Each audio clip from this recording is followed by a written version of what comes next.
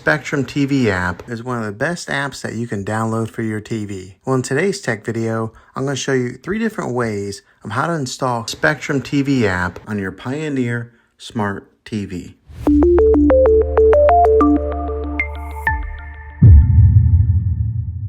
It can be really frustrating if you want to watch some of the great content that is on Spectrum TV app and you find that your TV is unable to download it. If your TV is an older model of Smart TV, then it could prevent you from downloading this app.